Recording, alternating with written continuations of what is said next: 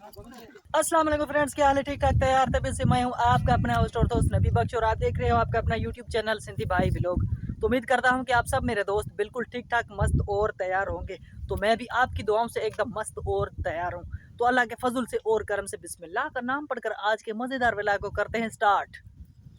तो आपने मेरी वीडियो का टाइटल देखकर आपको कुछ अलग सी फीलिंग महसूस हो रही होगी।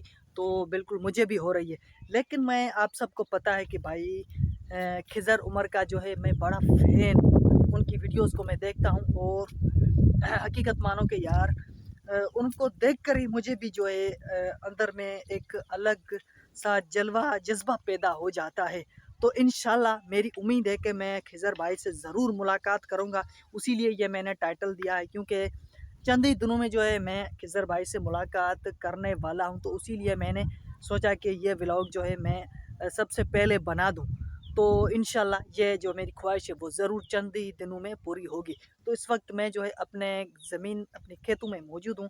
यहाँ पर मैं जो है एक इम्पोर्टेंट काम से आया हूँ, वो मैं जो है आपको दिखाऊँगा और इंशाल्लाह आपको ज़रूर पसंद आएगा। सो प्लीज़ वीडियो को अभी तक आपने लाइक नहीं किया है तो यार प्लीज़ वीडियो को लाइक कर दें और चैनल को सब्सक्राइब लाजमी कर दें। ठीक है, तो अभी जो है मेरा कैमरामैन आपको सब कुछ दिखाएगा। तो भाई कैमरामैन मेरा यही है, वो उसका कैमरामैन। ये पकड़ो मोबाइल।